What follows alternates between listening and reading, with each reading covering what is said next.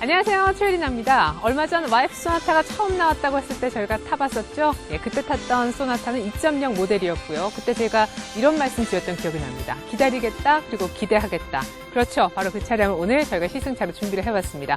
오늘 탈 차량이 YF 소나타 2.4 모델, 정확한 차명은요, F24GDI라고 하는 것인데요. 2400cc 직렬 4기통 가솔린 직분사 엔진으로 탑재가 돼 있는 차량입니다. GDI라고 하는 것 자체가 그렇죠. 가솔린 다이렉트 인젝션. 그러니까 연료하고 공기를 따로따로 해서 연소실에 보내는 것이 아니라 연료 자체를 고도의 압축을 가해서 그때 생기는 폭발력을 이용한다라는 것이 이 같은 직분사 엔진의 특징이라고 할 수 있겠는데요. 때문에 오늘 시승은요. 척 보아하니까 외관상 그리고 실내 인테리어도 마찬가지고 2.0 모델하고는 크게 차이가 안 나는 듯합니다. 때문에 오늘 시승의 포커스는 새 엔진으로 인한 파워트레인적인 측면의 변화에 있을 것도 같은데요. 현대가 3년 이상이나 공을 들였다고 하는 직분사 엔진.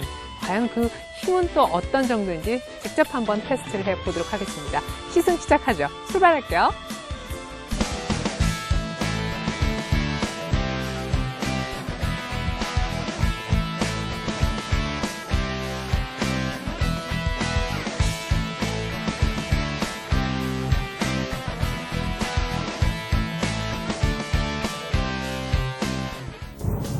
네, 2.3 모델 기본적으로 외관은 YF 2.0 모델하고 크게 다르지 않죠. 하지만 잘 보면 뒤태에는 차이가 있습니다. 일단은 F24GDI라고 엠블럼을 박아놔서요. 정체성을 확실히 하고 있고요.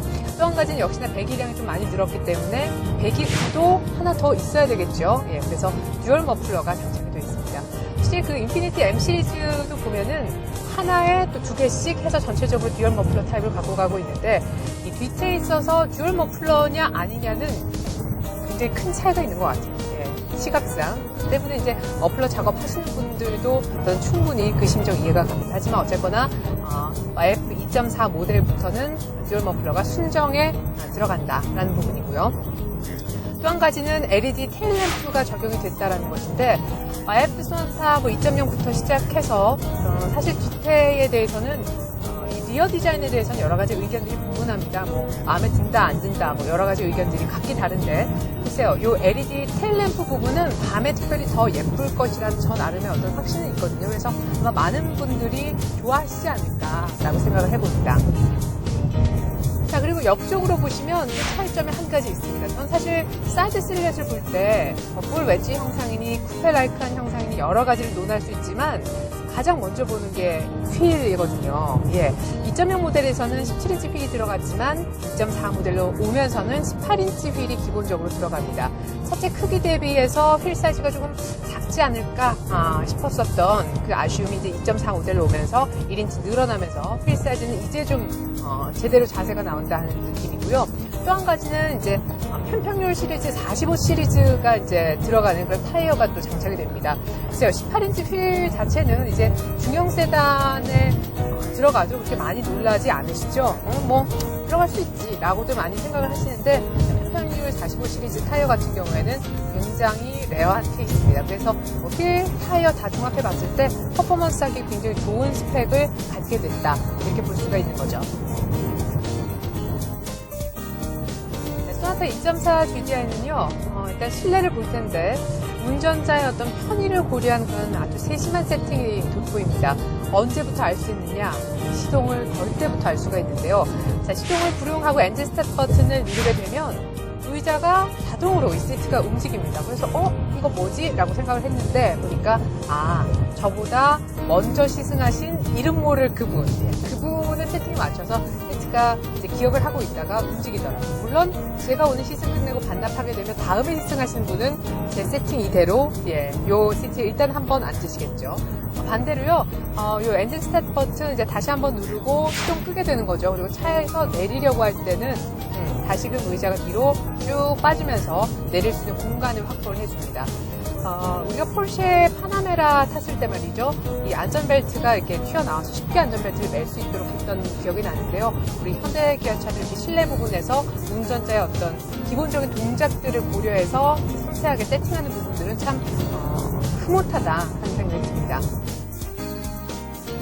그리고 소나타의 실내에 대해서는 이제 더 이상 뭐 흠잡을 데가 없을 정도로 많이 좋아진 모습입니다. 제 바로 앞에 보이는 계기판도요, 굉장히 화려한데 또 조잡하다 하는 느낌이 없이 세련된 맛이 있고요. 그리고 대시보드 쪽에도 보면 이 플라스틱 질감 같은 것이요, 굉장히 좀 뛰어납니다. 그리고 센터페이시아 쪽에도 보면 여러 가지 패널들, 버튼들, 그 배치 자체가요, 구성도 굉장히 좀 오밀조밀 잘 생각해서 배치를 시켰다 싶고, 눌러봐도 다이얼 부분의 어떤 터치감이라든가 조작감도 굉장히 뛰어납니다.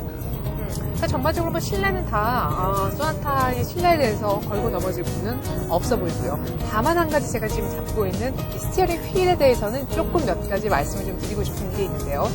자, 이 스티어링 휠 지금 보면 림이라고 하죠. 예, 농구 골대도 림이 있잖아요. 그 테두리 이제 림이라고 하는데, 요 윗부분은 가죽으로 지금 마감이 되어 있는데, 제가 지금 잡고 있는 요 부분, 예, 요 부분은 뭘로 되어 있죠?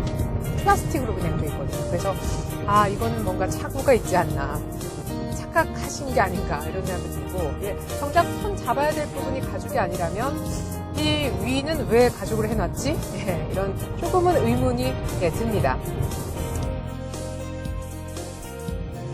자, 또 한 가지 부분도 역시나 스티어링 휠에서 좀 지켜볼 부분인데, 2.0 모델하고 가장 큰 차이점입니다. 외관상에선 듀얼 머플러가 그것이겠고, 실내에서는 패들 시프트가 달려있다는 점인데요. 전 처음에 패들 시프트 달려있는 거 보고 와우 소리 질렀거든요. 근데 플러스, 마이너스 이렇게 되어 있습니다. 플러스는 당연히 업 시프트를 할 수 있다는 얘기고, 마이너스는 다운 시프트를 할 때 쓰라는 얘기인데, 이상하게도 인터넷에 이 패드 시프트가 부러진 사진이 화제가 됐었죠. 예, 신차 발표회 때는 패드 시프트가 장착됐다 그래서 화제가 됐었는데, 아니 패드 시프트가 얼마나 세게 쳤길래 부러졌지라고 의문스러워 했었는데요. 오늘 제가 직접 잡아보니까 이 핸들을 이제 그 이유를 알게 되더라고요. 왜냐하면 플러스 마이너스라고 되어 있는 쪽을 아래쪽에서 아무리 쳐도 꼼짝도 안 합니다, 얘가. 예, 그러니까 아마 이름 모를 그분이 굉장히 강하게 좀 어떻게 조작을 하려고 하시다가 부러뜨리셨겠죠. 자, 이 패드 시프트 조작은요, 이 플러스 마이너스라고 적혀있는 부분을 치시는 게 아니고요, 그 칼럼 같은 걸 이제 쭉 따라서 밑에 내려가 보시면 핸들 뒤편에, 플러스 마이너스라고 되어 있는 그 아래쪽에서 치셔야만 작동이 이루어집니다. 그러니까 이 상태로 핸들 잡은 상태에서 패드 시프트를 작동하실 수 없고, 조금 아래쪽으로 핸들을 좀 낮춰 잡는다라는 기분으로 밑에서 좀 쳐주시는 그런 식의 조작이 이제 가능한데요. 밑에서 이제 쳐주시면 이거는 당연히 지금 뭐 저희가 한 90 정도로 달리고 있기 때문에 6단, 그리고 다시 마이너스 쪽을 치게 되면 5단, 이런 식으로 변속이 됩니다. 그러니까 D 모드에 있다가 패드 시프트를 작동하는 동시에 수동 모드로 바뀌는 거고요. 저희가 지금 차량을 세울 수는 없지만, 정지를 하게 되면 당연히 패드 시프트를 치다가도 곧바로 D 모드로 정지 상태에서 풀리게 되면 시작을 하게 되는 거죠. 먼저 2.4 엔진 기본 사양부터 좀 살펴보도록 하겠습니다. 직렬 4기통 세타 2.4 엔진을 베이스로 했고요. 여기에 직분사 엔진 방식 그 시스템을 집어넣은 것이다라고 보시면 될 텐데, 한 가지 아쉬운 점은요, 일단 200마력 최대 나오고 25 정도 최대 토크를 내는데, 최대 토크가 나오는 시점이 RPM이 상당히 높게 세팅이 되어 있다는 점입니다. 자, 저희가 지금 이 정도면 한 3000 RPM 정도 지금 밟고 있고요. 네, 이 정도는 한 5000 RPM 정도 밟은 셈인데, 적어도 4500 RPM 정도 근처까지는 밟아줘야만 25라는 최대 토크를 맛볼 수 있다는 거.